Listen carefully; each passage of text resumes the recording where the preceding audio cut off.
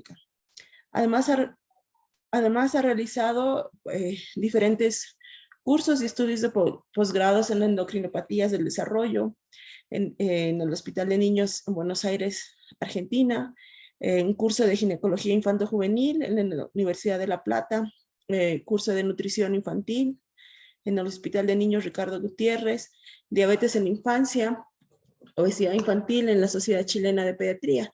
Actualmente es jefe médico del Hospital Manuel Asensio Villarroel, en Cochabamba, y pediatra endocrinólogo de la Clínica Los Olivos. Además de que es autor de múltiples publicaciones referentes a endocrinología. Entonces le damos la bienvenida al doctor Cristian.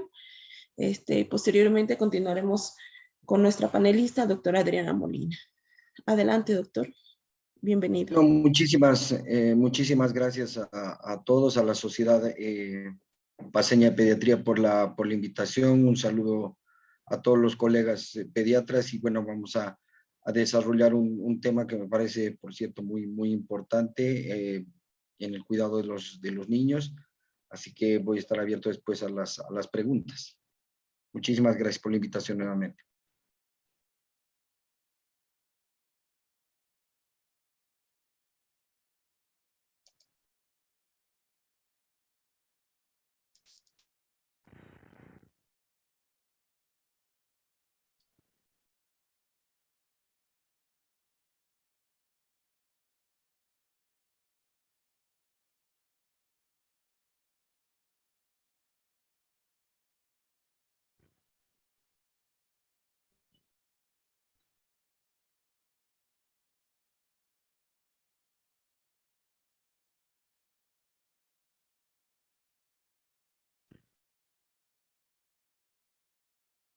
¿Se ve, no? Ahora ya se puede ver toda la pantalla. Doctor, se ve muy bien.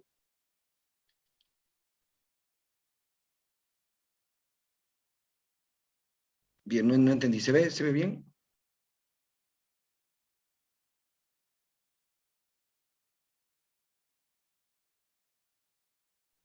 Sí, se ve.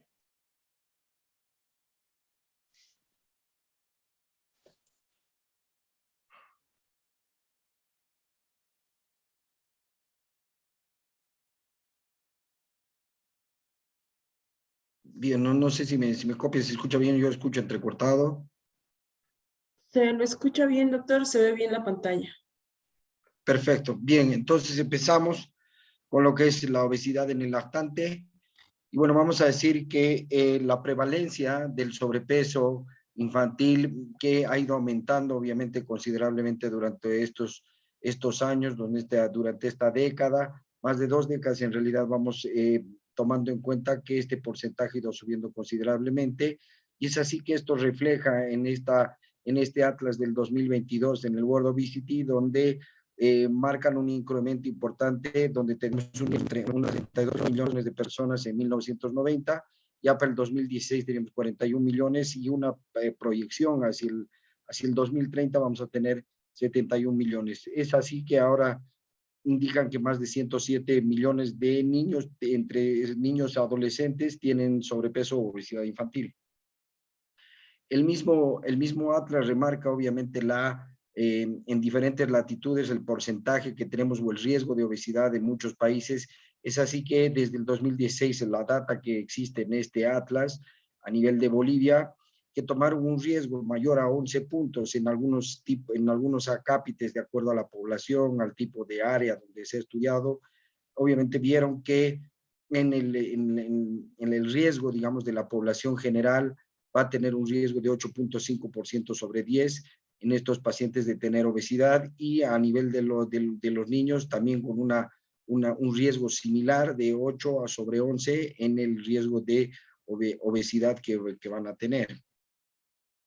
También en el Atlas, obviamente, esto del 2016 marca nuestro país como en aquellos chicos de 0 a 5 años, en realidad, donde los varones representan un 11% y en las mujeres un 9% de la población total entre obesos y tener sobrepeso, con un 10% total de la población que va a tener o tiene o tenía en esa época, obviamente con esta proyección de de obesidad y sobrepeso que hemos ido viendo, obviamente se ha debido ir incrementando durante estos años. Pero este es el atlas de este año que tiene como referencia del país este año en la población de obesidad y sobrepeso.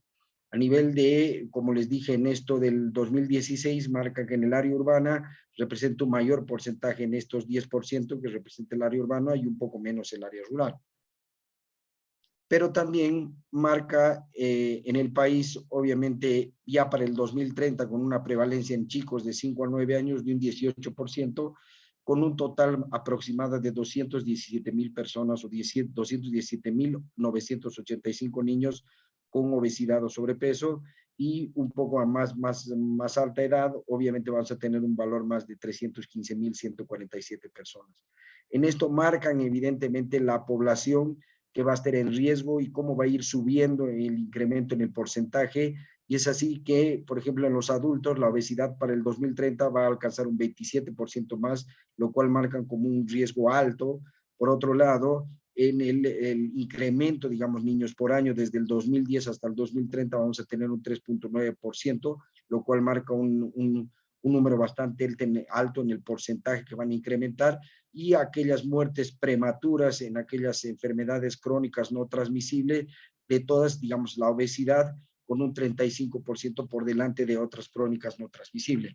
Esto, como les digo, está publicado en el Atlas de la World Obesity del 2022. Obviamente, como hemos transcurrido el problema de la pandemia, esta también resulta siendo una pandemia que ya sabemos, pero que todavía no tenemos la cura. Sí tenemos algunas armas para empezar a luchar, pero considero que es importante que empecemos a tomar en cuenta algunos cuidados para atravesar también esta pandemia. Y por lo tanto, el tema del COVID con la obesidad ha marcado un antes y un después, evidentemente, porque antes creíamos que eran los adultos mayores que tenían más probabilidades de sufrir alguna desgracia con el COVID, pero también ahora se ha dado cuenta que la obesidad es un factor predominante en estos pacientes. Es así que en este artículo del obesity hacen una comparación y llaman como título, digamos, el enfrentamiento de estas dos pandemias, donde sabemos que el estado directamente proinflamatorio de la obesidad puede perjudicar obviamente la respuesta inmune, y tomando en cuenta que la obesidad es la segunda causa subyacente más común entre pacientes hospitalizados con COVID, la obesidad juega un papel importante en la transmisión del virus y por lo tanto el tejido adiposo puede convertir un reservorio en esta pandemia. Perdón. Bien, entonces, ¿qué pasa con el tejido adiposo y su desarrollo? Tenemos en cuenta que a nivel que van pasando las etapas de la vida en la niñez, tenemos en cuenta que en la vida intrauterina, el desarrollo de las primeras células del tejido adiposo, donde hay un incremento, el mayor incremento de adiposidad en el recién nacido se va a dar en el tercer trimestre. Por su parte, después pasa a la infancia, donde esta curva obviamente se va a mantener, va a sufrir una desaceleración un poco durante la primera infancia y después un poco un poco más en la infancia, un poquito más adelante, y ya en la adolescencia va a sufrir un cambio, obviamente, con mayor incremento en las mujeres que en los varones. Por lo tanto, evidentemente en la vida intrauterina resulta ser una oportunidad, digamos, una ventana de oportunidad en la prevención para la obesidad en el lactante. Entonces, ¿qué factores van a condicionar, digamos, que exista, ¿qué factores van a condicionar o van a influir en el desarrollo y expansión del tejido adiposo en las etapas precoces de la vida? Como decíamos, en la etapa... Doctor, está empalmando su micrófono. ¿Perdón? Estaba generando ruido su micrófono, doctor. Ahora sí, parece que está bien. Ok. Bueno, como les decía, estos factores que van a influir en el desarrollo y la expansión del tejido adiposo en estas etapas precoces, vamos a tener como la obesidad materna, la diabetes gestacional, la nutrición inadecuada, la exposición a toxinas y las alteraciones genéticas que van a interferir, digamos, van a influir en el desarrollo del tejido adiposo en el bebé. Ya en la infancia vamos a tener lo que son las prácticas de alimentación, el contenido de nutrientes de la lactancia, de la leche maternizada, puede ser el tipo de fórmula, el tiempo de inicio de la alimentación complementaria y también un factor importante es la formación de la microbiota intestinal. Posteriormente, ya niñez y hacia la adolescencia, vamos a tener lo que va a ser el patrón y la calidad de la dieta, tanto sea el apetito y la conducta alimentaria, la interacción de la microbiota juntamente con la dieta, estas hormonas sexuales y el inicio de la pubertad que van a tener, van a poder influir en el desarrollo del tejido adiposo. Pero parece ser que la actividad física condiciona todos estos momentos que pasa desde la vida intrauterina hasta la adolescencia. Parece que la actividad física juega un papel importante en toda la regulación de estos cambios que puede sufrir el recién nacido o el lactante. Es así que desde la concepción, ya en la gestación, desde la concepción al nacimiento, hay esta relación del aumento del peso gestacional, tanto el tabaquismo materno, la alta ingesta de azúcares, la desnutrición materna, la obesidad materna, la obesidad paterna con menor incremento, pero el bajo peso al nacimiento y el alto peso al nacimiento, sumado a la ausencia de leche materna o de la lactancia materna durante el primer año, incrementa la rápida ganancia de peso y además tiene que ver que después del año, una menor duración del año, ya yendo hacia los 2 años y la alta ingesta de azúcares, obviamente la alta ingesta de proteínas, vamos a tener una gran condicionante para el desarrollo del tejido adiposo del niño y que tenga esta obesidad importante que no sabemos a qué viene. Por lo tanto, ya desde el momento intrauterino hay que tomar en cuenta esos parámetros como para ir regulando esto con las madres embarazadas y ver qué tipo de niño vamos a empezar a atender desde la primera consulta. Para tener un conocimiento sobre las diferencias, obviamente, que existen los tipos de tejido adiposo, vamos a tener el adipocito blanco y el adipocito marrón, que obviamente en la grasa blanca supone que es el 25% del peso del cuerpo y toma en cuenta lo que es el reservorio de energía. En cambio, la grasa parda representa el 5% del total de la grasa corporal y es aquella que regula la termogénesis y ayuda, es mucho más abundante en los recién nacidos por los cambios que sufren en la temperatura los niños. Es así que la distribución, por ejemplo, de la grasa blanca y la grasa parda se va a encontrar a nivel cervical, supraclavicular, en torno a los vasos sanguíneos, a nivel axilar, a nivel paravertebral y en torno a algunos órganos, y la grasa blanca va a ser más pericardial, en la médula ósea, subcutánea, puede ser esta visceral o retroperitoneal, inguinal y gonadal. Es importante tomar en cuenta que la masa libre de grasa es todo lo que en realidad en el cuerpo lo que no sea grasa, ¿no? Lo que interviene lo que termina siendo el músculo, los órganos, los huesos y el agua corporal como tal. En esto, en la clasificación, digamos, si bien las características de la grasa blanca vamos a tener a nivel subcutáneo, abdominal, inguinal, perirrenal, retropericoneal, el color va a ser blanco, amarillento, marfil. El adipocito es esférico y en esta otra la grasa aparte va a ser poligonal, como lo vimos en la gráfica anterior, obviamente con las manchas de grasa, y va a ser un reservorio de energía el que vamos a tener. Si nosotros nos ponemos a pensar en cómo va cambiando, digamos, cómo va pasando esa trayectoria de esa ganancia de masa grasa en realidad, vamos a tener este estudio que me pareció muy interesante, en el cual hacen un estudio prospectivo con 401 recién nacidos y miden la masa grasa, ya sea por pletismografía o por DEXA, que miden tanto el volumen y la densidad de la masa grasa como tal, y midieron la masa grasa visceral y la masa grasa subcutánea por ultrasonografía, y estos realizaron estudios en el primer, tercer, 6 meses, 9 meses, 12, 18 y 24 meses, donde notaron que había lactantes con aumento rápido del porcentaje de grasa en los primeros meses de vida, que tenía mayor índice de masa grasa, que es esta relación que va a tener entre el peso y la talla, y la masa grasa subcutánea durante los 2 primeros años de la vida. Y el índice de masa grasa libre y el índice de grasa visceral no difería significativamente entre los lactantes. Por lo tanto, en esta etapa era una primera ventana crítica dentro de los primeros meses del control. Es así que vemos estas mismas aseveraciones en las gráficas donde tomamos en cuenta en aquellos niños que empezaron con un aumento rápido de la ganancia de peso y de la masa grasa, hay un aumento importante por sobre aquellos que empezaron a tener un peso gradual.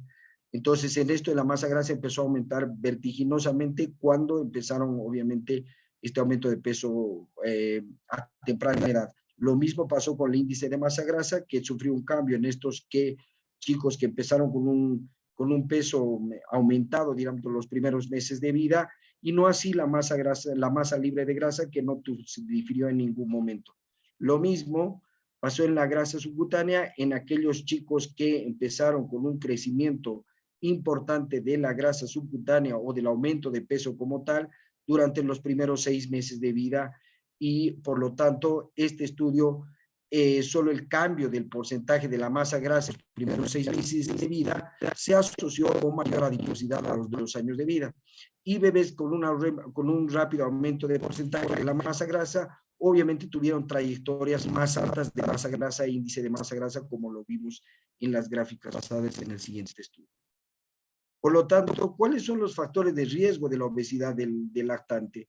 Tenemos un índice de masa corporal pregestacional elevado, como que es una gran problemática en aquellas mujeres embarazadas que empiezan un embarazo ya con un índice de masa corporal elevado, una mayor ganancia de peso en el embarazo. Antes se hablaba de 12 kilos durante todo el embarazo, pero ahora como que se ha ido reduciendo este número, digamos, el índice de masa corporal, para decir que tendrían que aumentar un máximo de 9 kilos. La alimentación en el embarazo y los suplementos, que obviamente tiene que ver con los tóxicos en el embarazo, como el caso del tabaco y el bisfenol, y el tipo de parto también, que está asociado con mayor adiposidad en el lactante en el parto cesárea como tal. Después tenemos como otro dato importante, otro factor de riesgo en la obesidad del lactante, el peso al nacimiento, ya sea así los pequeños para la edad gestacional o los grandes para la edad gestacional. Y un factor importante es la ausencia o breve duración de la lactancia materna, que es un factor por demás ya estudiado sobre la obesidad infantil, el tiempo de la duración de la lactancia materna. La edad y el inicio de la alimentación complementaria y el tipo de alimentación, los jugos y bebidas azucaradas, la escasa actividad física del embarazado y del lactante. Por lo tanto, hay que acostumbrarnos a tener un lactante, como se dice, en el gimnasio, ya sea en el suelo o no, y tener estos ejercicios para que el bebé también empieza con buenos hábitos desde la lactancia como tal. Entonces, ¿cómo definimos obesidad? Si bien a nivel de, por referencia de la OMS del 2006, nosotros para chicos entre 0 a 2 años utilizamos el peso y talla, tomando en cuenta un percentilo mayor a 85 o mayor a un desvío estándar como sobrepeso, el percentilo mayor a 97 o más 2 desvíos estándar que vamos a tener obesidad, y mayor al percentilo 99 o más 3 desvíos estándar como obesidad severa. ¿Cuál será la etiología entonces de la obesidad? Si bien creemos que estas obesidades, como llamamos primarias o multifactoriales, pueden ser de causa ambiental, en el cual obviamente vamos a tener lo que es el sedentarismo, la mayor ingesta, las horas de sueño, por supuesto, como habíamos mencionado previamente, la lactancia materna, las fórmulas y la alimentación complementaria. Si bien tenemos un 70-80% de estos niños obesos que en la familia también hay antecedentes familiares de obesidad, obviamente esto traduce que hay un factor de genética importante, pero en realidad, si hablamos nosotros del tema genético, nos vamos a basar en aquellos chicos con trastornos monogénicos, es decir, que las obesidades ambientales tienen una participación multifactorial y multigénica posiblemente en estos trastornos que son raros, pero evidentemente ya empiezan a existir, que son los trastornos donde un gen está implicado en la adiposidad y estas obesidades mórbidas. Y más adelante vamos a tener, no siempre en la edad del lactante, un poco más adelante en los trastornos sindrómicos, que también van a tener un origen genético como tal. A nivel endocrino vamos a tener como patologías el síndrome de Cushing, el hipotiroidismo y el déficit de hormona de crecimiento. A nivel neurológico vamos a tener a tempranas edades para la obesidad del lactante, como vamos en el tema, las cirugías que puede ser de un panhipopituitarismo, de algún tumor supra o paracelar, que puede ser por trauma, radiación, y algunos fármacos que también que pueden estar medicados a esta etapa de la vida, ¿no es cierto? Como el caso de los corticoides, en aquellos chicos con intercurrencias respiratorias, posiblemente, que hacen el uso de corticoides a muy temprana edad, y los antiepilépticos también más asociados al ácido valproico con el aumento de la adiposidad por parte de los niños. Entonces, si pensamos en una obesidad de causa genética, ¿en quiénes debemos pensar?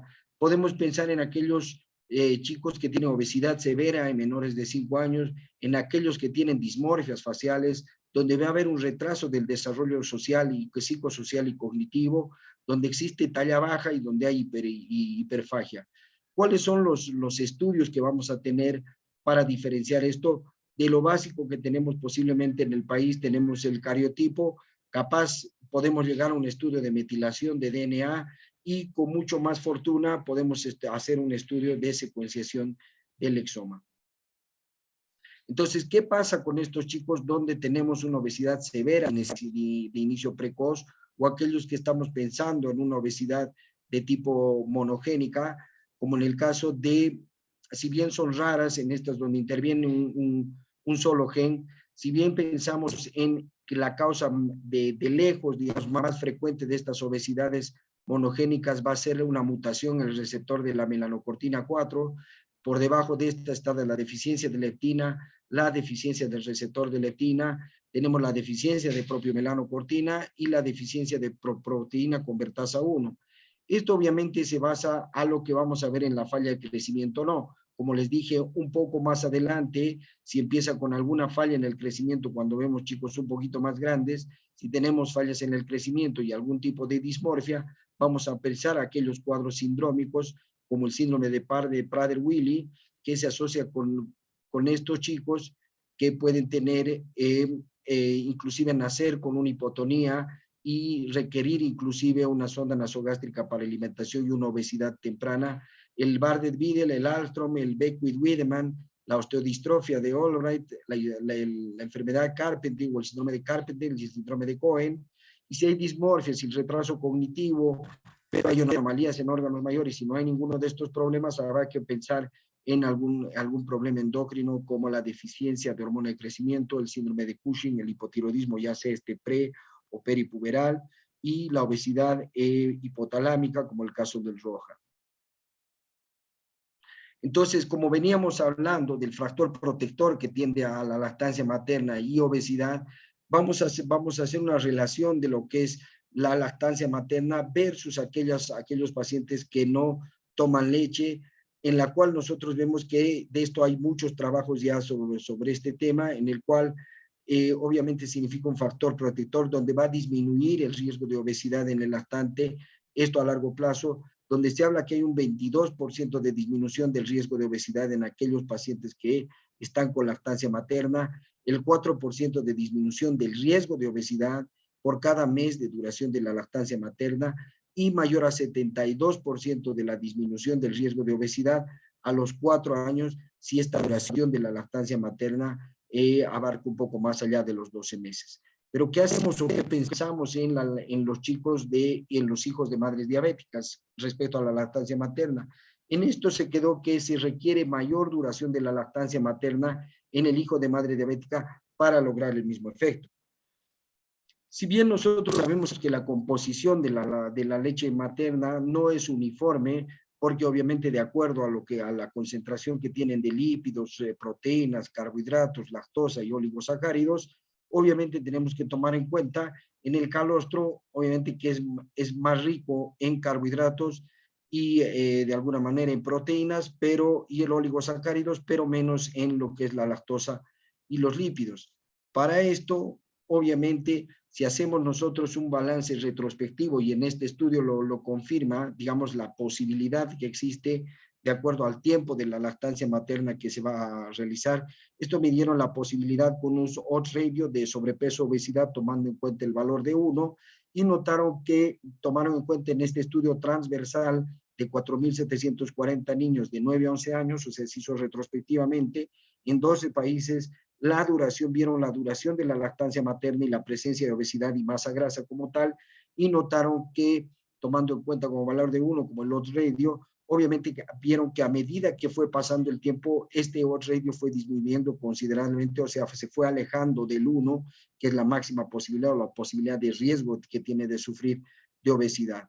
A los 6 meses 0,74 de obesidad y a los 12 meses de 0,6, y el odds ratio mayor, digamos, de la masa grasa como tal, obviamente se mantuvo a medida, pero nunca se acercó al 1, de acuerdo al tiempo de la duración de del tiempo de la lactancia materna. Entonces, ¿qué pasa con la lactancia materna y los carbohidratos? Estos hidratos de carbono representan el 40% de la leche materna, la lactosa representa el 85% de estos hidratos de carbono en la leche materna, y los oligosacáridos, que son el factor más importante, o sea, el tercer factor más importante en leche materna, seguido de las proteínas que estimulan la masa grasa libre como tal. Por lo tanto, una mayor frecuencia de lactancia materna va a aumentar la cantidad ingerido de lactosa, lo cual va a favorecer al vaciamiento gástrico, resultando en un aumento de la masa grasa corporal y disminución de la masa grasa libre como tal. Por otro lado, podemos decir que existe un defecto diferente de la concentración en ingesta diaria de los hidratos de carbono sobre el desarrollo de la masa magra y la adiposidad infantil. Conveníamos que continuar con la lactancia materna durante estos 12 primeros meses de vida o más allá, y promover se puede programar de otra manera la carga metabólica que va a sentir en este grupo etario.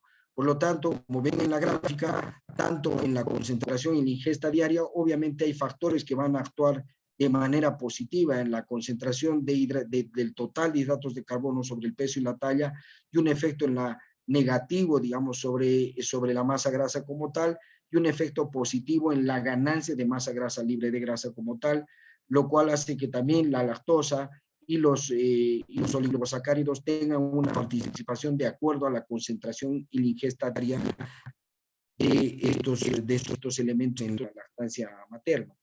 Entonces, ¿qué pasa con esta lactancia materna y la microbiota? ¿Cómo va a cambiar? Sabemos que la nutrición materna y el estado nutricional va a interferir, obviamente va a influir en lo que va a ser la microbiota del lactante, interviniendo tanto en un efecto establecido para beneficio de una microbiota del lactante que sea óptima y que no sea de esta microbiota obesogénica que puede surgir ante los diferentes cambios que uno va teniéndoles a medida que va pasando el tiempo. Entonces es así que tendrá tanto las hormonas o los lípidos tendrán un efecto, digamos, débil o no bien establecido sobre la microbiota del lactante, y es así que los oligosacáridos, por ejemplo, tendrán un efecto positivo o bien establecido sobre la misma microbiota del lactante. ¿Qué factores van a influir, obviamente, en la microbiota del lactante? En la madre van a influir todo lo que sean los antibióticos, como les dije, el modo del parto, digamos, el tipo de parto que va teniendo, el tiempo, digamos, o el tiempo de lactancia que va a tener, la genética, el estado de salud de la madre, la edad gestacional y la dieta de la madre, que va a ser importante también sobre la microbiota del lactante para, como les dije, para evitar cambiar la microbiota que sea esta de un tiempo obesogénico y que nos condicione obviamente el futuro de este niño. Y a nivel de la microbiota del lactante como tal per se, vamos a tener lo que es la leche materna, las fórmulas que a veces se incrementan en una razón que no digamos, no justifica el uso de fórmulas solo por la necesidad. Eso también vamos a hablar en un momento sobre el contenido proteico que va a tener estas fórmulas, y los antibióticos que también se inician a muy temprana edad, y la alimentación complementaria que también tiene un riesgo importante en la capacidad del tejido adiposo a desarrollarse mucho más si se incrementa a edades mucho más tempranas. Por lo tanto, esto va a repercutir en lo que va a ser la salud directamente y del lactante.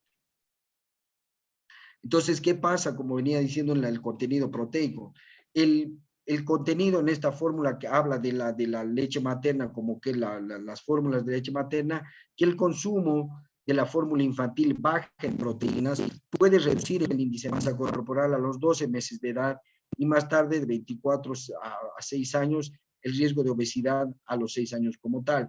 Efectos de la composición como tal siguen sin estar muy claros. O sea, ¿de qué hablamos esto? Que hay fórmulas que están por encima de los 3 gramos cada 100 mililitros, pero en realidad lo que se aconseja es que estas fórmulas, en realidad, si es que la necesidad, porque convengamos que la lactancia materna es el factor más importante de protección para la obesidad infantil, y mientras sea mayor el tiempo, por lo menos mayores a 12 meses, como ustedes han visto en los trabajos expuestos anteriormente, obviamente va a determinar que estas proteínas también hagan daño al bebé si es que no reúnen las condiciones adecuadas. Por lo cual, habrá que tener en cuenta la concentración de proteínas que no sea mayor a 2,5 como mucho, ¿no es cierto? Pero como le digo, lo óptimo es tener de 1,2 a 1,4 gramos en 100 mililitros de proteínas para una fórmula importante. Entonces, después aparece en lo que es la alimentación complementaria, que tiene que también que ver con la adiposidad del recién nacido, del lactante en este caso, donde se desarrollan unas preguntas, el cuándo, el qué y cuándo, digamos, cuánto es lo que tenemos que aportar en la alimentación complementaria y cuándo tenemos que empezar.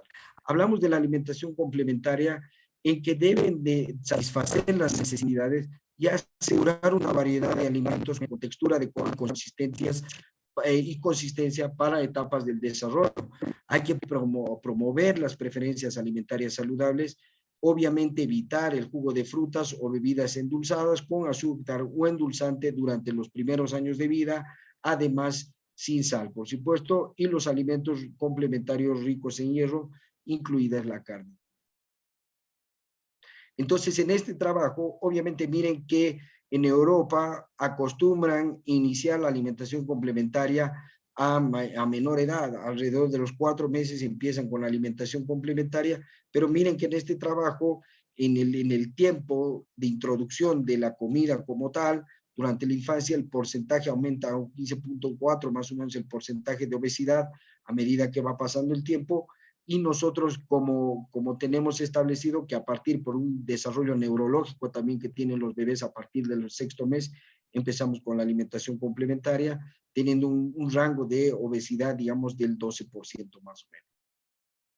Entonces, ¿qué quiere decir en la alimentación complementaria? Los dos tipos de alimentación del baby-led weaning, por ejemplo, que es este destete dirigido por bebés, que es un enfoque, digamos, alternativo en el que los bebés comparten alimentos y se alimentan a sí mismos. ¿Cuáles son los beneficios que van a tener? Obviamente, una mejor autonomía infantil, hay que tener patrones de alimentación para alentar la crianza receptiva, va a reducir el riesgo de sobrepeso y obesidad posiblemente en el futuro porque son momentos que el bebé escoge qué va a comer, cuánto, ¿no es cierto?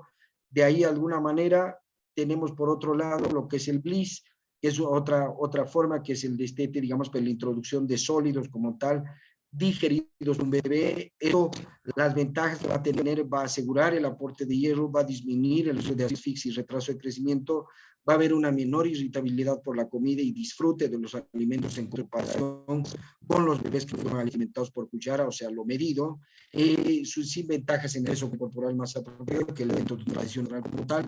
Y hay una gran verdad en esto, que el uso de alimentos, por ejemplo, para calmar al lactante, obviamente se relaciona con un aumento mayor del peso infantil como tal. O sea, es decir, está llorando, hay que darle comida y le dan cualquier tipo de comida. Entonces, eso también ha incrementado el riesgo como tal de obesidad.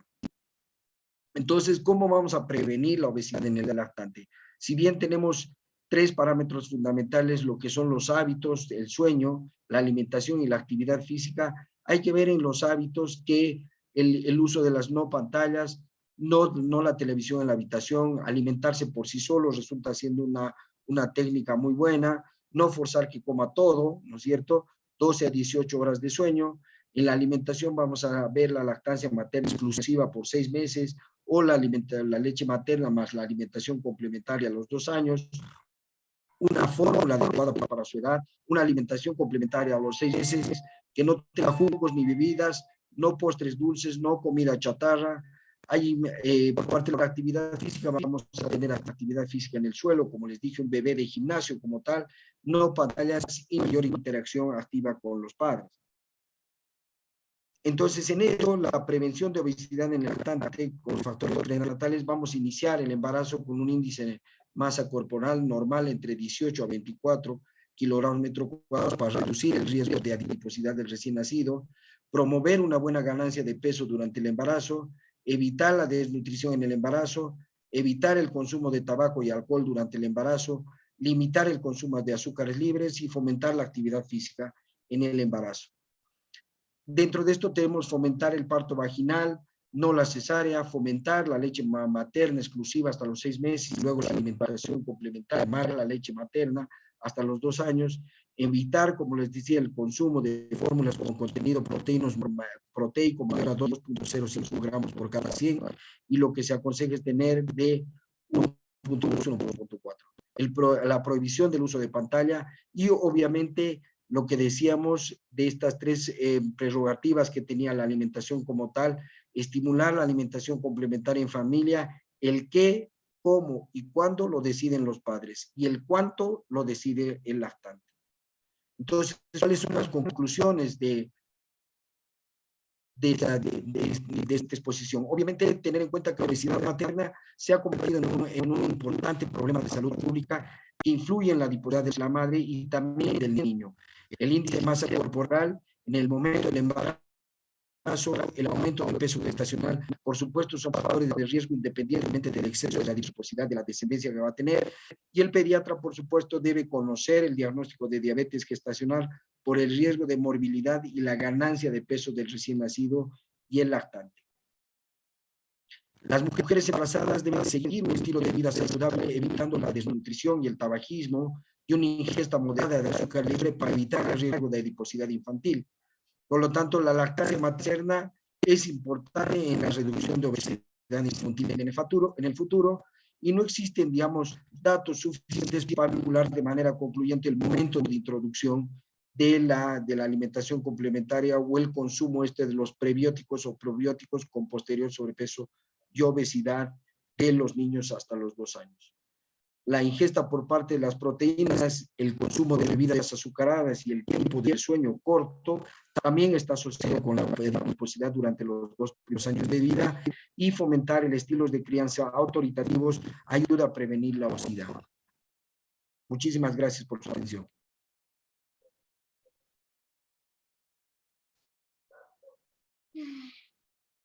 Papi.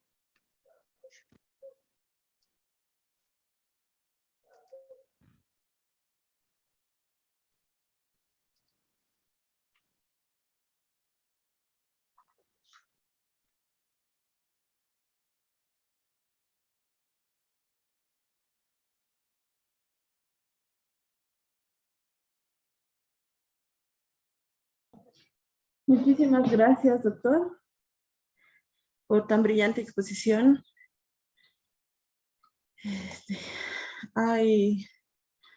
Las preguntas las vamos a pasar al final, por favor. Ahora vamos a empezar con la intervención de nuestro panelista.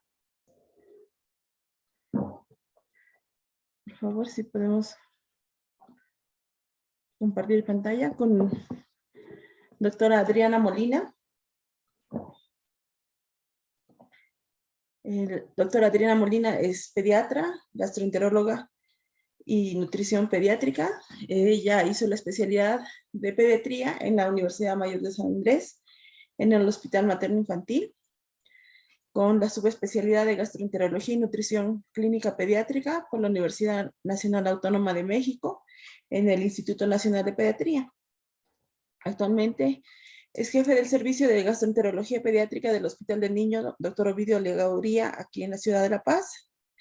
Tiene diplomados como el PPGES, Gerencia de Salud, Fundamentos de Crecimiento. Actualmente es miembro de la Sociedad Paceña de Pediatría y miembro de la Sociedad Latinoamericana de Gastroenterología y Nutrición Pediátrica, las FAGAM. Entonces, adelante, doctora, bienvenida al tercer módulo de endocrinología. Tiene la palabra.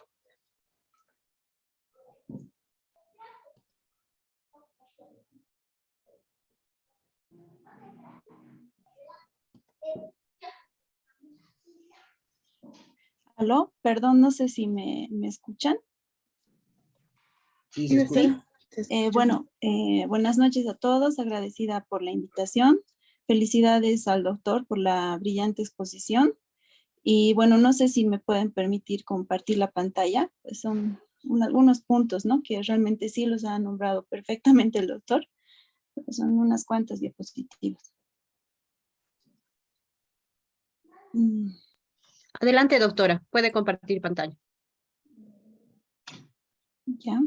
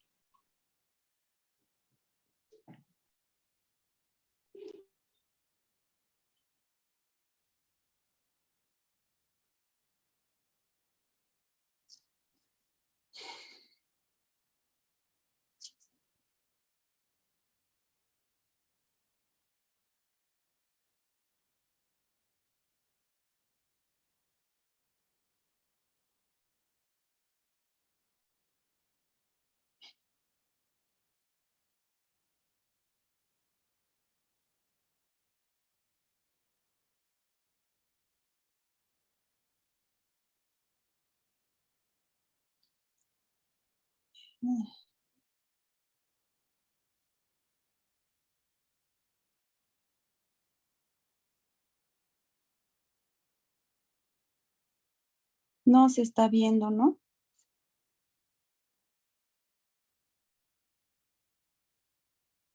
Eh, Se está viendo las ventanas, doctora. Ya, perdón.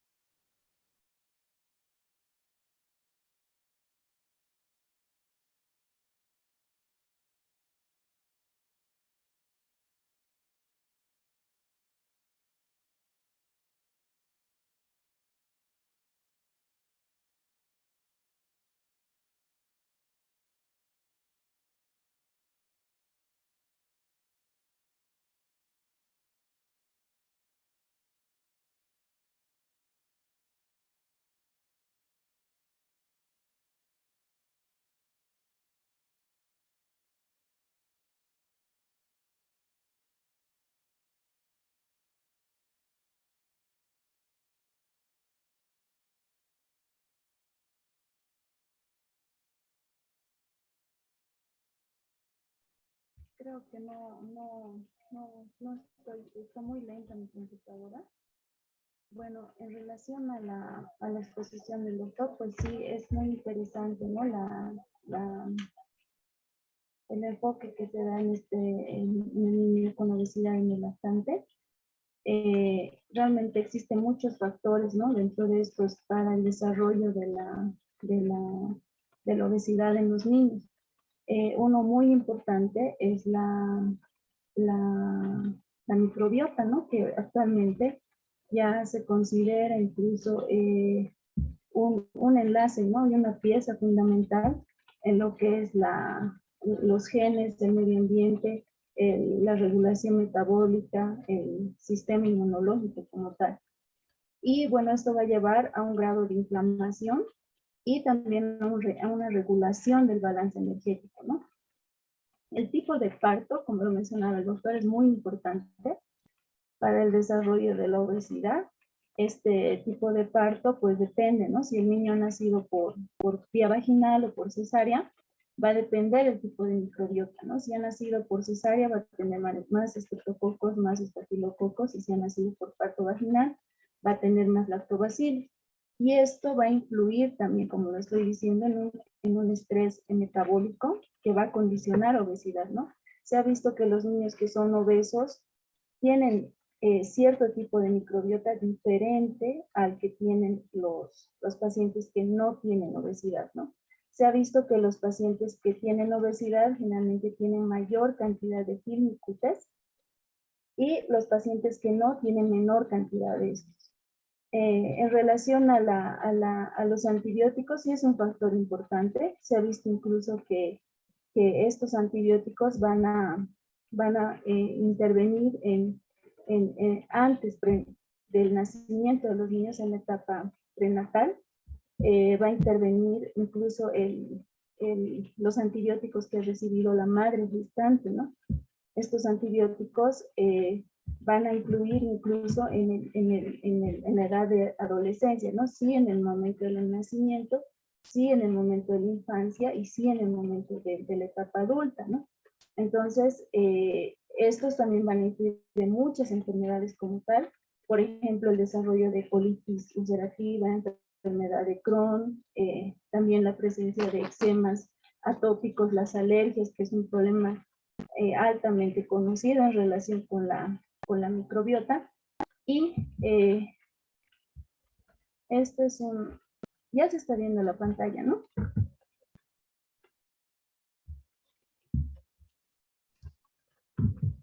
Este es un artículo en el que hicieron una asociación entre las características de los niños que habían tenido lactancia materna como primer alimento, ¿no? Y se hizo un estudio en estos niños en relación a la obesidad. Este es un estudio que se ha hecho en Europa, que ha incluido 22 países, varios de estos incluyen más o menos Pakistán, incluye varios países europeos, basados en una escala, ¿no? En un estudio COSI. Ellos han utilizado parámetros en relación al peso y talla de la OMS y han utilizado formularios para valorar la lactancia materna y registros familiares de estos niños en relación a cuánto tiempo habían recibido lactancia materna y si estos niños habían tenido obesidad o no. Entonces, este estudio utilizó muestras transversales a nivel nacional. Estos incluyen niños de 6 a 9 años. Y en general se ha hecho una revisión sistemática y bueno, han encontrado varios datos que el doctor ya nos había mencionado. Se vio que los niños que pesaban más de 4 kilos sí tenían mayor riesgo de obesidad por el aumento de la masa magra, pero también los recién nacidos que pesaban menos de 2,500 gramos también se había asociado a un rápido crecimiento, porque habían nacido con bajo peso, pero al recuperar este peso de forma rápida en los primeros meses de vida, los predisponía a tener obesidad cuando sean en la etapa preescolar, escolar y obviamente en la etapa adulta. La lactancia materna, muy bien lo ha explicado el doctor. Uno de los factores que puede apoyar la lactancia materna es que también impide la introducción temprana de alimentos. Y se ha visto también que estos niños que son alimentados por lactancia materna exclusiva tienen mayor preferencia en relación al tipo de alimentación, tienen mayor preferencia para la alimentación con frutas, con verduras.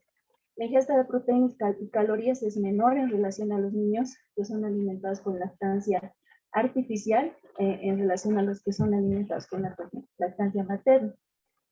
La reducción del 13% de la posibilidad de tener sobrepeso y obesidad, y se ha encontrado que por cada mes que se extiende la lactancia materna, se reduce un 4% de la prevalencia de tener sobrepeso. Los bebés que son alimentados exclusivamente hasta los 6 meses tienen menor probabilidad de tener obesidad en la infancia tardía, es decir, después de los 6 meses. Los lactantes alimentados con fórmula en los primeros 6 meses ingieren diariamente más o menos 1.8 veces más proteínas que en relación a los niños que no son alimentados con lactancia artificial. Esta ingesta proteica excesiva va a favorecer al aumento de la insulina, al factor de crecimiento, va a estimular la captación de la glucosa por las células y va a acumular el tejido subcutáneo adiposo, ¿no? Es por eso que sabemos que la cantidad de proteínas de la leche materna es mucho mayor, es más o menos de 3.2 por 100 mililitros, ¿no? Y la cantidad de proteína que tiene la leche materna es mucho menor, ¿no? Entonces, ese es un factor muy importante para el desarrollo de la obesidad. Entonces, es importante que nosotros como factor de protección para evitar la obesidad en el lactante, tengamos como pilar fundamental promocionar la lactancia materna, ¿no? Que es un factor ampliamente conocido y probado como un factor protector importante para el desarrollo de la obesidad infantil y en la etapa de adolescentes y en la etapa adulta.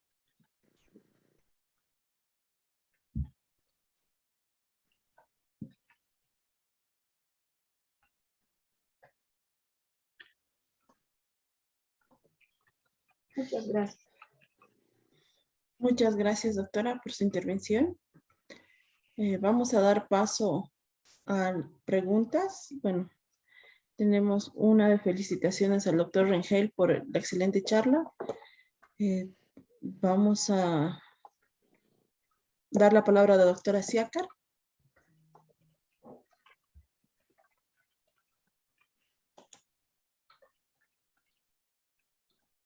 Adelante, doctora.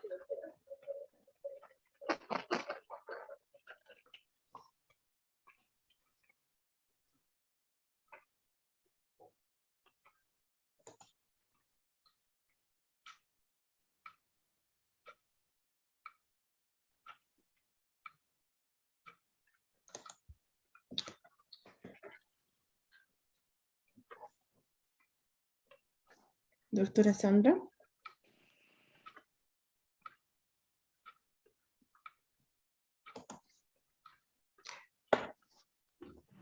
¿Alguien más que tenga alguna pregunta, algún comentario?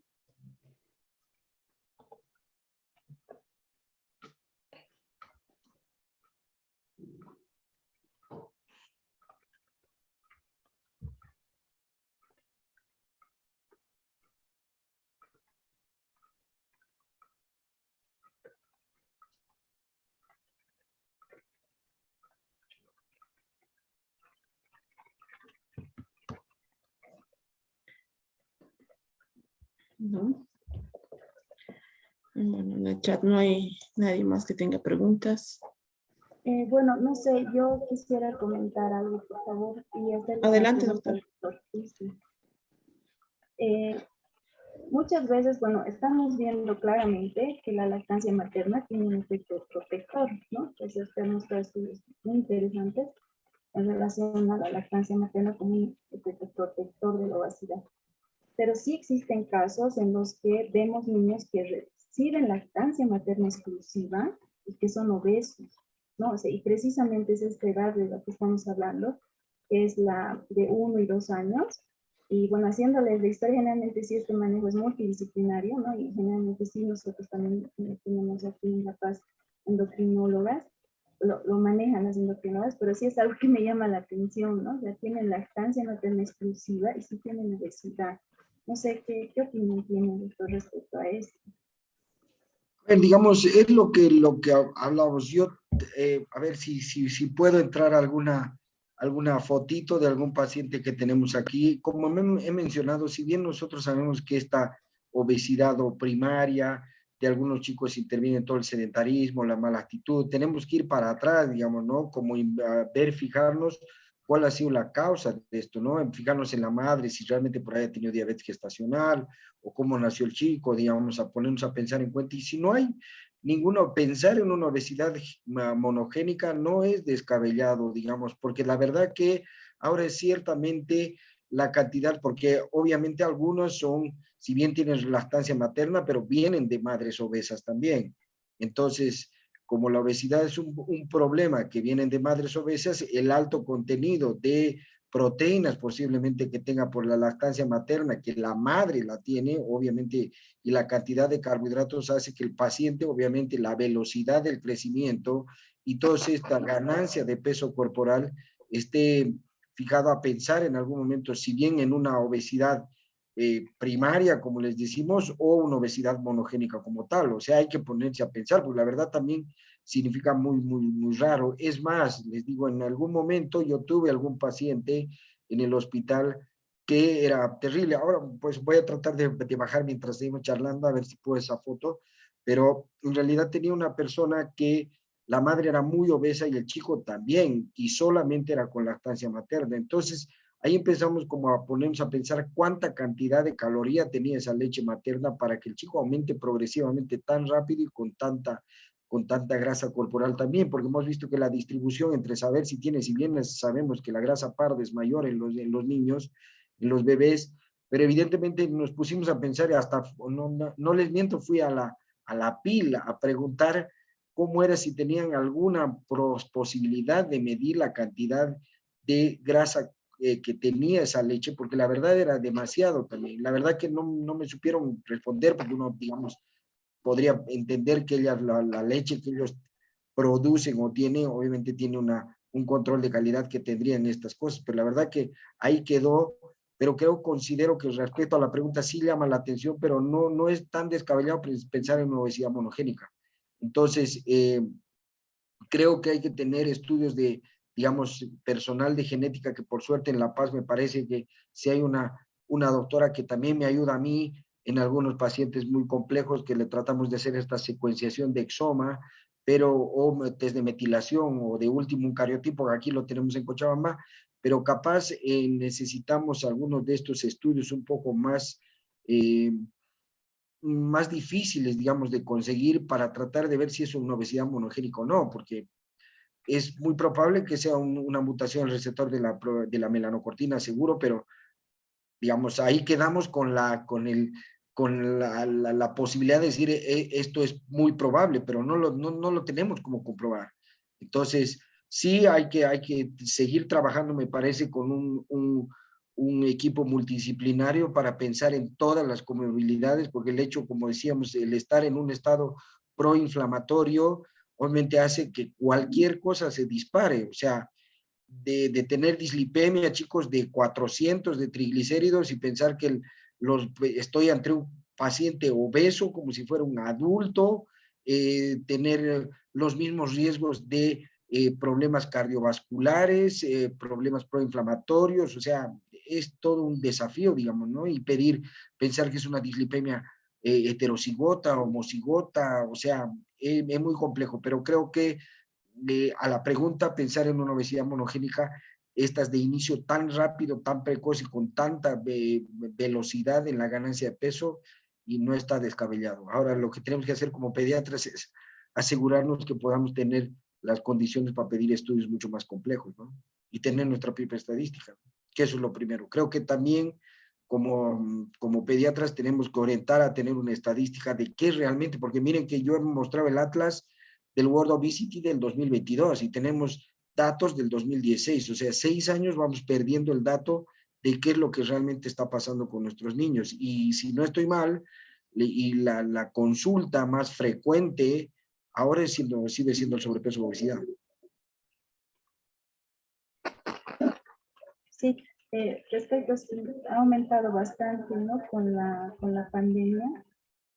Ha debido notar, ¿no? En la parte de gasto, nosotros lo hemos notado en patología asociada a obesidad. Nos han visto mayores casos de colelitiasis, mayores casos de pancreatitis, que realmente con la pandemia se han disparado, ¿no?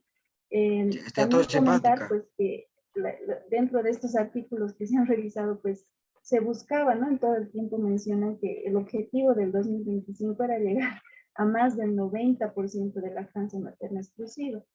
En relación a eso, pues en el país no estamos bien, o sea, del 63% de lactancia materna exclusiva que teníamos para el 2003, hemos bajado a un 56, 55%, ¿no? Entonces, un objetivo, hablando de la obesidad en lactantes, pues nosotros intentar llegar a lo que se está proponiendo como una meta mundial, que es llegar a la lactancia materna exclusiva de un 95%, ¿no?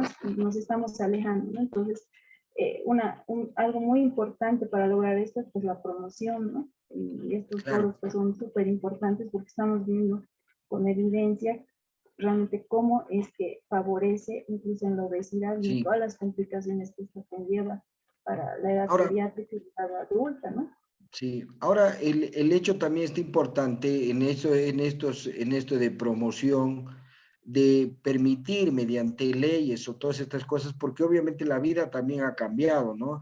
Ahora las madres, digamos, tienen también trabajos que tienen que ir a hacer sus cosas, entonces los trabajos tampoco no les dan el tiempo necesario, y hay en otros países que inclusive les pagan a las mamás una plata extra por darles de lactar a los bebés. Entonces, no sé, definitivamente es una política de salud pública importante, digamos, promover, pero a full, digamos, todo lo que sea la lactancia materna, ¿no? O sea, darle los tiempos a las madres que lo puedan hacer en las oficinas, que lo puedan hacer donde tengan que hacerlo, y de hecho eso me parece que va a ser la manera correcta y de una política directamente desde la gente que tiene que ver con las políticas de salud en el país, hacer la promoción respectiva, ¿no? No estoy en contra de las empresas que venden las leches, pero creo que consideramos que y seguimos pensando que la lactancia materna es el factor protector más importante, ¿no? Y si uno va a utilizar fórmula es lo que hablamos de las proteínas, ¿no? Rebajar la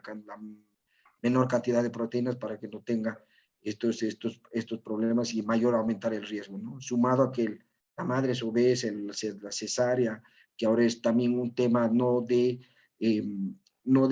indicación médica directamente, sino es otro, pasa por otro lado el tipo de parto, es cuestión de tiempos, es cuestión de comodidades, es cuestión de otro tipo de circunstancias que influyen en las madres. Entonces, capaz si las mamás saben, no sé, si estos problemas, capaz todos vayan por parto vaginal, pero no sé si todos van a querer. Digamos.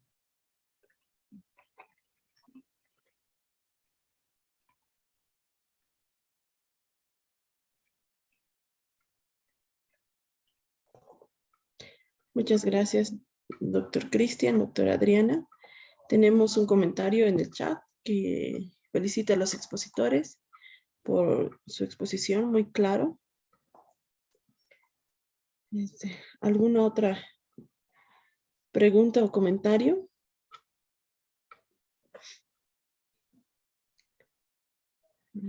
Estoy esperando a la doctora Siacar.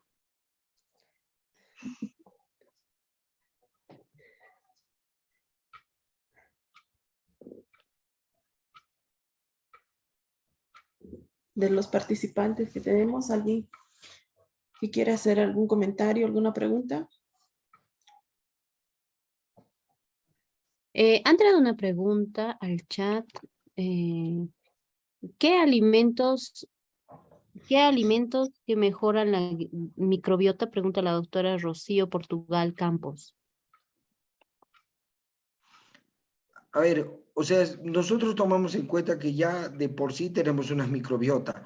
En realidad de mejorar es lo que hablábamos hace rato, de poner estos probióticos o prebióticos, todavía no está claro a qué edad debemos empezar. Está de alguna vez en discusión que sí ayudan a muchas otras causas, pero al hecho de no existir un tiempo estimado de cuánto o no mejorar, tenemos que tomar en cuenta los factores que van a cambiar esta microbiota más de los que van a favorecer. Me parece que desde mi punto de vista el hecho de el uso de antibióticos previos a chicos muy chiquititos cuando no amerita simplemente por el estrés de los padres y por alguna otra circunstancia que nosotros indiquemos antibióticos, de que el tipo, como decía la doctora, el hecho del tipo de parto, o sea, prevenir, nosotros estar también, o sea, lo ideal sería contar ya con el pediatra previo, digamos, ¿no? Al que nazca el niño, porque nosotros sabemos definitivamente qué niño vamos a recibir, digamos, qué niño vamos a adoptar.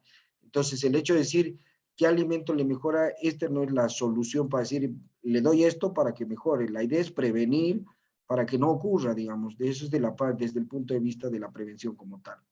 Pero alimento como tal, así, característicos, no sé lo que dice la doctora también. Perdón, en realidad igual enfocado a lo que se mencionó en su exposición, pues usted mencionó los probióticos que necesitan ser alimentados por prebióticos, ¿no? Y precisamente el prebiótico principal es el oligosacárido, el HMO. Algunas fórmulas ya están intentando, ¿no? Igualar la leche materna, pero realmente no lo van a Claro. lograr, ¿no? Es el O sea, mejor de hecho, prebiótico. perdón, de hecho Sí, no se tienen, preocupe. la leche materna tiene como 200 HMOs, Sí. o sea, 200 y las Vale. fórmulas comerciales a lo mucho que llegan son 2 a 4, o sea, de hecho van a seguir, o sea, tienen 2 ahora, pero por ahí pueden llegar a como mucho a 4, pero 200 no lo van a lograr, nunca. Entonces, de hecho, creo que ahí está un poco mejor respondida, digamos, la pregunta. El hecho de tener estos oligosacáridos mejores, digamos, con la leche materna, ya de entrada ya te está dando la pauta, ¿no? Claro, entonces esto ya va más allá, ¿no? O sea, sí los probióticos son importantes. ¿Cómo puedes mejorarlo? Como dijo el doctor, intentando tener parto vaginal, dando lactancia materna exclusiva, teniendo una alimentación que sea saludable, rica en frutas, en verduras, no en alimentos procesados, ¿no? Que evidentemente van a cambiar la microbiota de estas personas, ¿no? Y la En relación a alimentación complementaria, ¿no? La la alimentación alimentación complementaria, complementaria, empezar a que sea tiempo con lo que adecuada, realmente tiene que ser, claro. que sea variada, mixta, a tiempo adecuado, no adelantarse al tiempo de la alimentación complementaria, que también se ha visto que va a aumentar la obesidad en el lactante. Y ahora, en relación a que esa microbiota que nosotros tenemos tenga un buen alimento, podríamos decirlo así, dando prebióticos de buena calidad, que son los oligosacáridos, que igual van a beneficiarse con todas estas medidas que estamos mencionando, ¿no? Correcto. Que además estos oligosacáridos, estos HMO, pues tienen múltiples funciones además de estas, ¿no? De prevenir la obesidad, previenen alergias, es un factor muy importante en la prevención de alergias alimentarias y alergia a la proteína de la leche de vaca.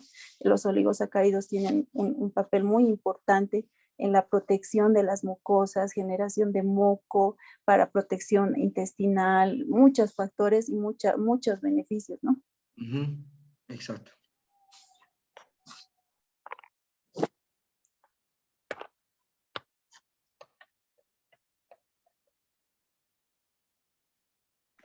Okay. Tenemos una pregunta más. ¿Qué opinan de las fórmulas con probióticos? Entonces, primero voy yo, la doctora. En realidad no es que estemos en contra, digamos, ¿no? O sea, sí, digamos, de alguna manera son alimentos enriquecidos, pero creo que tenemos que tomar en cuenta la indicación de estos. Creo que considero que la indicación no es lo mismo para todos y son casos muy puntuales en los cuales estas fórmulas pueden ser utilizadas. O sea, de hecho, vuelvo a repetir, no es que estoy en contra, pero en una etapa de la vida creo que la lactancia materna continúa siendo el factor más importante. Ahora, lo que opine, decir, me parece que está bien, pero vamos con lo mismo, o sea, la cantidad de proteínas me parece que no son las adecuadas, por lo tanto, siguen siendo un factor de riesgo, pero evidentemente cuando hay que darlas, hay que tratar de buscar la fórmula que sea la más adecuada para la necesidad que tengo. Entonces, creo que la indicación viene a ser más por ese lado que como un gusto, sí, son buenas o son malas, no tampoco, digamos.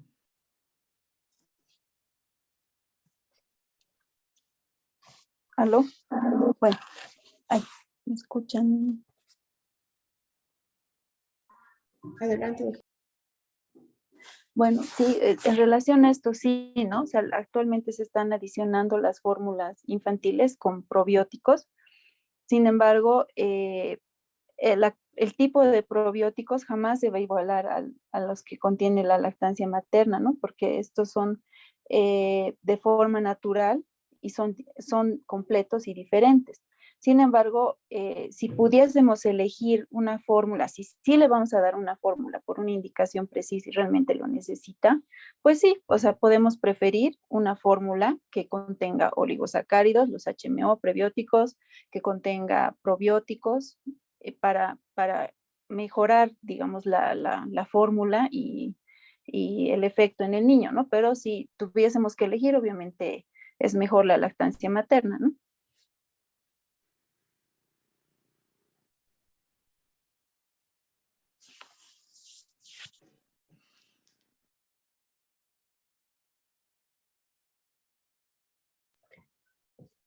No tengo yo más preguntas.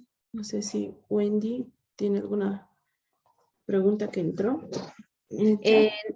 No, doctora. Bueno, agradecerles la participación a la doctora Adriana Molina, al doctor Cristian Rangel por su brillante exposición, a los asistentes por ser la primera charla del tercer módulo de endocrinología pediátrica. Muchas gracias a todos por su participación. Entonces concluimos esta plática del día de hoy y nuevamente agradeciendo, ¿no?, a los expositores y panelistas. Muchas gracias. No, muchísimas gracias a ustedes y encantado, y en otra oportunidad cuando gusten. Muchísimas gracias a todos los que están en la plataforma y todos. Muchísimas gracias, por supuesto, a INTI, que nos ha brindado la plataforma, y gracias, doctora Molina, muchas gracias por estar conmigo hoy día. Me despido igual y les agradezco por tocar un tema tan interesante y bueno, el abordaje que se ha dado tan claro y tan bueno. Lo felicito, doctor. Y bueno, muchas gracias y espero estar en otra oportunidad igual con ustedes. Muchas gracias, hasta luego. Gracias. Muchas gracias. Gracias, doctores. Permiso. Hasta luego. Buenas noches. Hasta Hasta luego, luego. gracias. Buenas noches.